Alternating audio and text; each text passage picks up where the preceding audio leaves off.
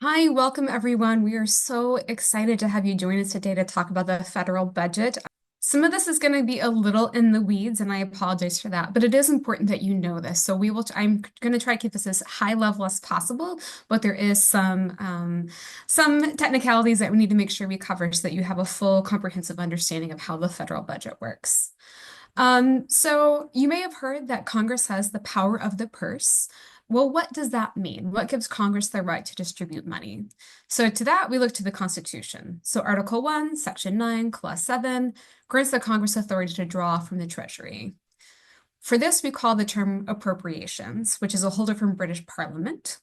And by law, federal dollars may only be used for the purpose for which Congress appropriated the funds. So Congress is what gets to decide who gets money, how much they get, and when they get it. So you may have heard us talk about the fiscal year before. So the federal fiscal year runs from October 1st to September 30th. This process starts in early February, which is where we are right now, when the president releases their budget and requests spending levels or how much money they should give to Congress should give to certain programs with passing the budget by September 30th. If the budget is not passed by September 30th, federally funded agencies must cease operations, also known as a shutdown, unless Congress passes a continuing resolution or CR to fund the government until a deal can be reached. So that is what the fiscal year. You may know that many times your fiscal year within your organization does not align with the federal fiscal year. And so that can lead to some confusion from time to time. But when we talk about the fiscal year, when it comes to anything related to the federal government, this is the fiscal year that we're referring to. I also think it's important to note that the president's budget does not carry the weight of law and does not require or guarantee specific dollar amounts to agencies. It's simply a request to fund specific departments, agencies, or initiatives like programs to achieve the administration's policy goals. So often we say that we look at the president's budget request to see it as a blueprint for what their administration's policy goals are. So if you want to know what the president wants to do, look at his or her federal budget recommendations. So the process for requesting federal dollars within the fiscal year is as follows. And I just want to say with all of this that this has a huge asterisk next to it. And so what we're going to be talking about is regular order. However, that being said, we have not passed a federal budget in regular order since 1998. So for those of you who are doing the math, that was when Bill Clinton was in office in his last term. So it's been close to 30 years since we have actually passed a federal budget through regular order. And with the past year and this current fiscal year, things are even more squirrely than what we've seen using CRs and whatnot to advance the federal budget. So just keep in mind, this is how it should happen. We can talk about all the different caveats and how it's actually working right now later on in the presentation, but just so you know, this is how it should go. So here's the process. And my next slide has a visual of how this all works for the visual learners out there. But the president's budget authority must be submitted to Congress before the first Monday in February. So it is after the last Monday in February and before the first Monday in February. That being said, right before this presentation, I double-checked. President Trump has not yet submitted his budget request for fiscal year 2026 yet to Congress. And there's not an indication as to when we will receive that budget. So that has not yet happened. But typically in regular order, it's by the first Monday in February. The goal is that the Congress adopts a budget resolution by April 15th, otherwise known as Tax Day. And the House and Senate subcommittees mark up 12 spending bills in May and June. So they spend early summer deciding, looking at the president's budget, determining, okay, yes, we agree with this amount. No, we disagree with this amount. And the chambers do that in separate ways with separate rules. And then the House and the Senate Appropriations Committee approve spending bills in July and throughout the fall with the goal of meeting that September 30th deadline to reach a budget deal to pass in both chambers. Both numbers have to match and then put it on the president's desk by September 30th to get that bill signed. And the president has 10 days to sign or veto the bill. And if no action is taken, the bill just becomes law. So I just shared a lot of information with you. What does all that mean? Well, with this graphic, this is a really handy graphic of what all of this means. So as you can see, there's different departments. They submit a budget for review to the president. The president and their team looks at that and says, yes, we agree with these numbers. Yes, this is what we want to submit to the Congress. The budget submits their budget request. Or the president submits his budget request to the Congress. Again, this is just a request. The Congress does not have an obligation to honor those requests. And then it moves to Congress. And this is where we're going to spend the majority of our conversation today, is this congressional process. So there's different processes to review the budget, to vote on it, to redline it, to do all markups, all these different things. Committees, we'll talk all about that. And then it gets to the president's desk, and the president decides whether to veto it or sign it into law. So for you visual learners out there, I hope this is helpful. And again, you'll be able to see this slide deck and this recording. So this won't be the last time that you see this visual. So here's the budget process. It comes in two phases: authorization and appropriations. So authorization is what gives Congress the authority and the committees and subcommittees to determine how to obligate funds. It does not provide agency spending authority. So what does that mean? So it says that the Congress can say, okay, U.S. Department of Education, you get X amount of dollars to spend on certain projects, certain initiatives, what is required by law for us to allocate funds to you. However, it does not say the agencies can take that money and spend it however they want to. They have to do it through whatever Congress has allocated it. The second part of that process is appropriations. So appropriations is the process through which Congress determines what agencies get to spend what dollars from the U.S. Treasury. It's usually for a specific period of time, which is most commonly the fiscal year. And if a specific program does not receive funding through the appropriations process, an agency is not authorized to spend money to execute the program. So for example, if Congress does not specifically outline a dollar amount for a specific program or initiative, that money is not authorized to be spent on that program. So the agencies themselves do not have the discretion to determine where dollars are spent. So again, talking a little bit about regular order versus continuing resolution. So appropriations bills are bills that become law, that provide funding for each department or large agency, and can also provide transfer authority, which allows agencies to transfer funds from one account to another. So just like you have to go to your bank and maybe move money between your spending and checking account, agencies cannot do that without statutory authority from Congress. So they have to ask Congress, hey, can we move money from this account to help cover expenses from that to this account? They have to ask Congress to do that. So that's what the appropriations bills do. Then you may have heard of what's called a CR, or a continuing resolution. So what has happened most commonly over the past 30 years is that Congress cannot make a determination as how they want to fund the federal government. So they pass what's called a continuing resolution.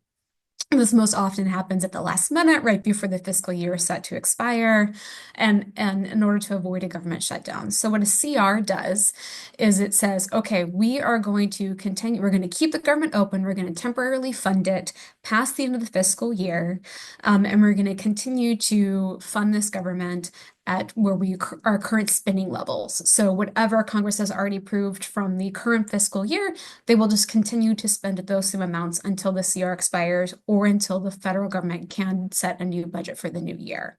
So we are currently in a continuing resolution. You might remember for fiscal year FY 2024 and 25, we had a CR for FY 25 that expired on December 20th.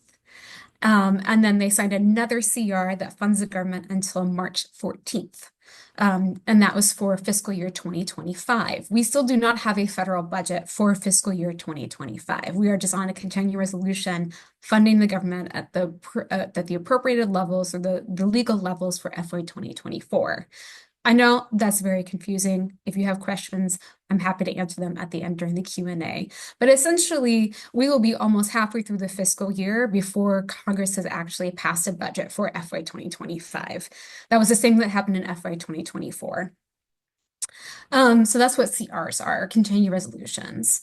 And like I said, they're most commonly used as a tool to avoid a government shutdown, which we'll talk more in depth about in a little bit.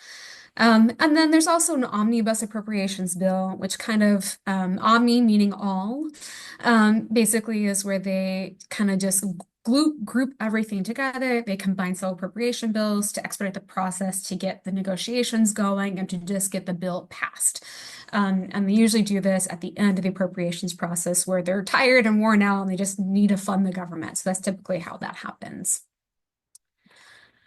So something that's interesting, we'll go more in depth at the end of the presentation to talk about this, is that there's two spending categories, mandatory and discretionary spending. What is mandatory or direct spending versus discretionary spending? So mandatory spending is required by law, and the appropriations committees have little control over these spending levels. So mandatory spending is primarily entitlement programs, Medicaid, Medicare, Social Security, that the federal government is obligated to fund those programs. They are mandatory or required to pay those bills.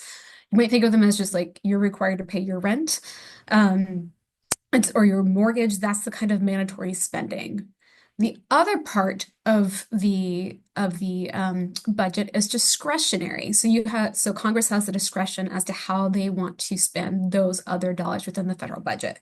So this would be your fund money budget, your going out to eat budget, et cetera, and your own, if you think about it in those categories of your own personal budget. And then within discretionary, there is defense and non-defense spending. So Congress is not required to spend money on defense as part of the discretionary, but the vast majority of discretionary spending is spent on defense. And then you have non-defense discretionary, which is basically everything else.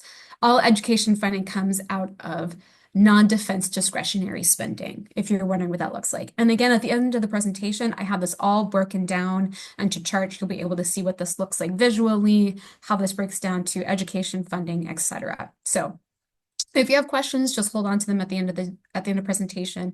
Hopefully, we'll be able to answer them for you. So you may have heard me talk about authorizing and appropriations committees, subcommittees, all of these committees that make all of these decisions. Here are the people that you need to know. And so we have our authorizing committees and the Senate. That's Susan Collins. She is the chair. She is a Republican from Maine. She's the longest serving representative from Maine serving in Congress. And then we have Patty Murray. She's a Democrat from Washington, and she is the Senate Appropriations Vice Chair.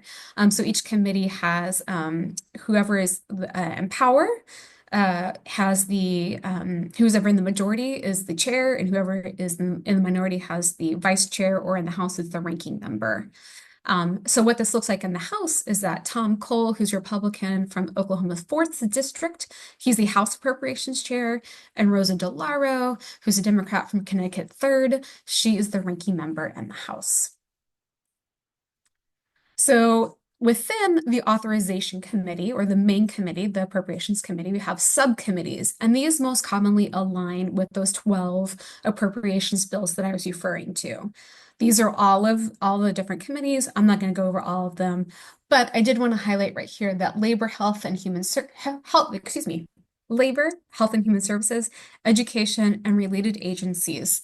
Or Labor H is what's most commonly referred to. That's where education comes, the education budget. So that is one of 12 appropriation bills that we track to make sure we know what's happening in education. In the House, the subcommittee chairs are Robert Adderholt, who's from Alabama's 4th District. He's the chair of Labor H. And again, Rosa DeLauro, who's also the ranking member for the full committee, is the ranking member for this subcommittee in the House for Labor H. The House is a much larger chamber.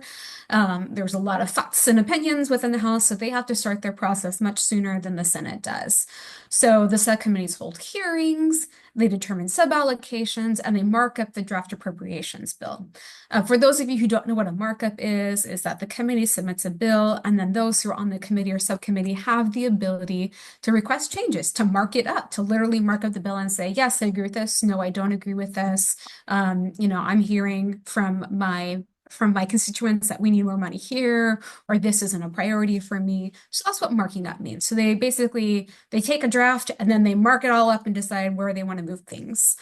Then the subcommittee meets, they adopt their bill, and then they send that to the full appropriations committee and the respective chamber. And then the committee can say, yep, we agree with all these, or they can say, no, we're still going to stick with our own version of the bill. And then within that, there's processes that we don't have to get into, but essentially the House votes and then they send it to the Senate. The Senate starts their process a little bit later. They hold hearings, they determine sub-allocations and mark up the draft just like the House does. One of the most important things to note is that the House's bill and the Senate's bill at the end of the day must match. They must be the same. So the Senate will pass their version, and if it doesn't precisely match the House's version, they have to go what's called conference action. So this is where all the wheeling and dealing happens at the end of the appropriations process. So in the conference action, the House and Senate must approve the exact same bill before it can go to the president. So both chambers will convene a conference to negotiate the measures. You may have heard like a top line number where that's the most that the government is willing to spend. And so they start there and they work their way down to determine how they want to fund the government, how much money they're willing to spend on different things. There's no timeline or deadline for conference reports. They can take as long as they want to. And this is why most often and most recently we've been using the CR a lot and getting the federal budget passed because this can take a really long time.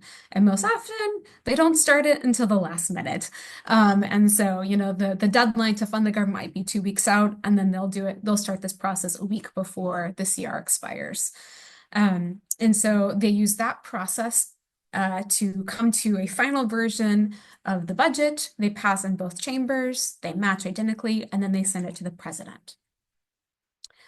And so the president takes no action if the president has not signed it or vetoed it in 10 days, it becomes law.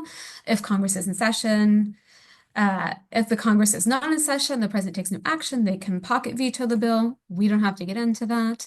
And if the president vetoes the bill, then they have to basically kind of start over again and figure out what they need to do. Because if they don't override the veto, then the bill dies and they have to start the appropriations process all over again. To the best of my knowledge, that's not happened, but I just want to let you know what the full process is. Typically, I should say that typically, by the time it gets to the president, there's been so much negotiation, the president has been involved, that it's a pretty certain thing that the president's going to sign it unless something really dramatic happens. So I know all of you have heard about a government shutdown. So say they don't pass the appropriation bill, the CR expires, the president doesn't sign it, the government shuts down. So what this means is that essential services, mostly public service related, will continue to operate, such as air traffic controllers, congressional police, or Capitol Hill police, things like that. But, if you're a non-essential employee, you'll be furloughed. You won't receive a paycheck. Some services will not operate. And so it's really expensive. Some people might think that shutdowns save the government money because they're not having to pay people. But in reality, they are expensive. They've cost taxpayers over $4 billion in the past decade.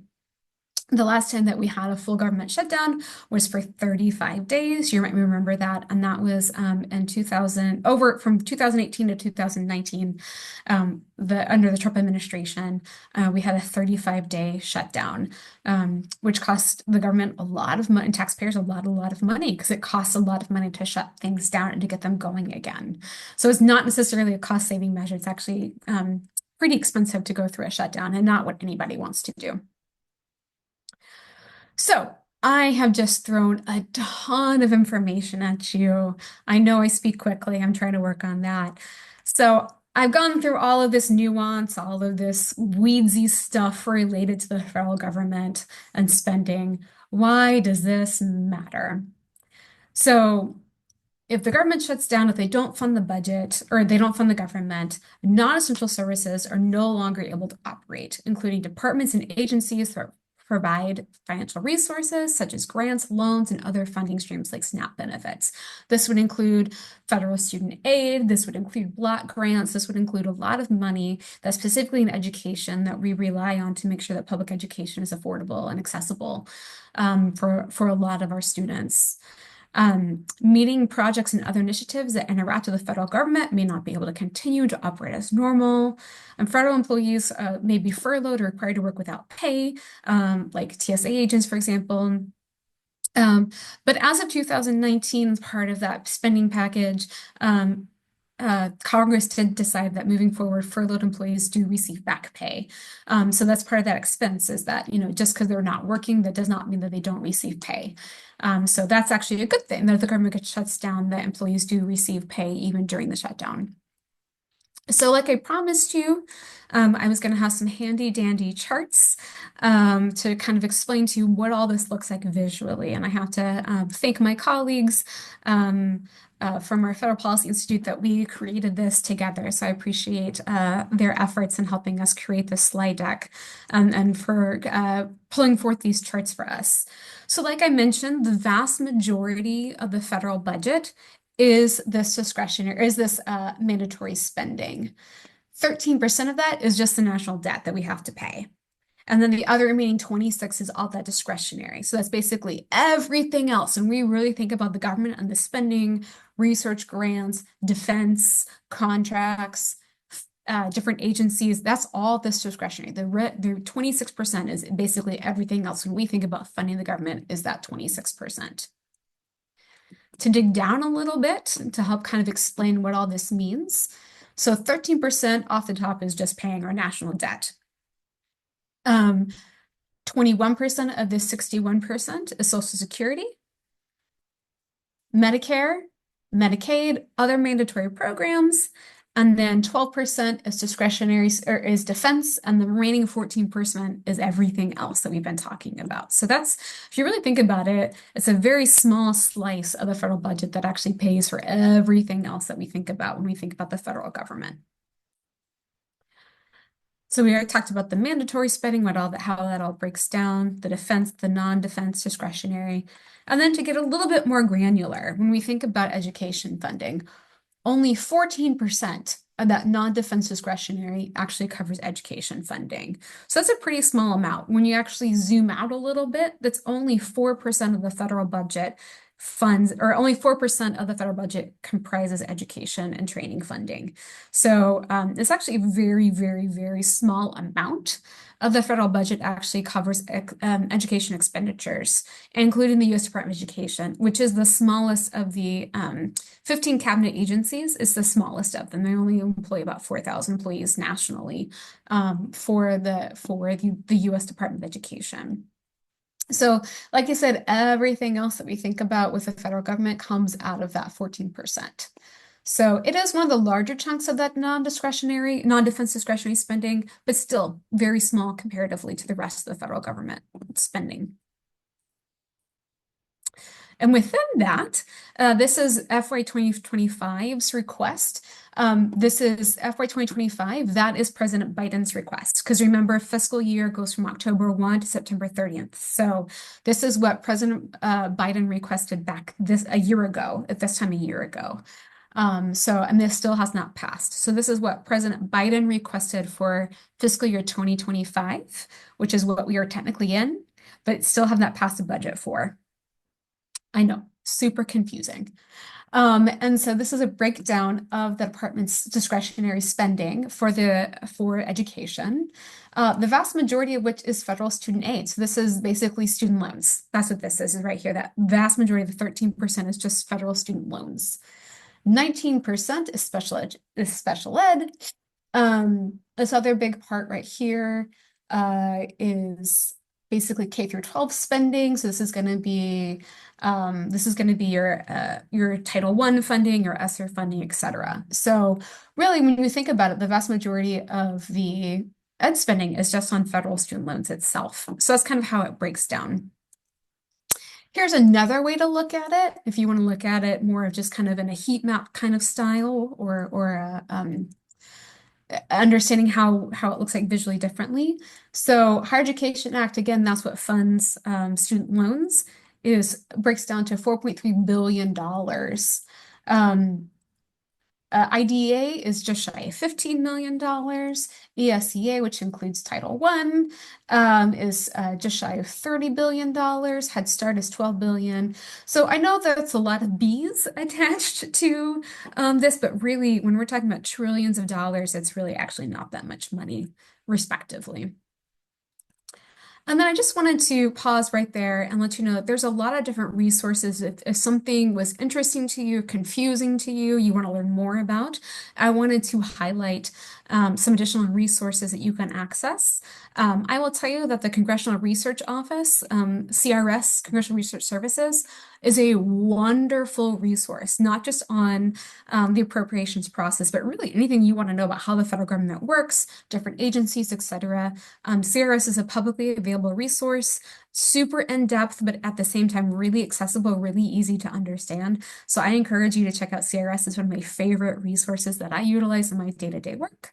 The Committee for a Responsible Federal Budget, there's lots of different resources there. So I encourage you to follow up on these resources and really, educate yourself if you want to learn more about the federal budget process.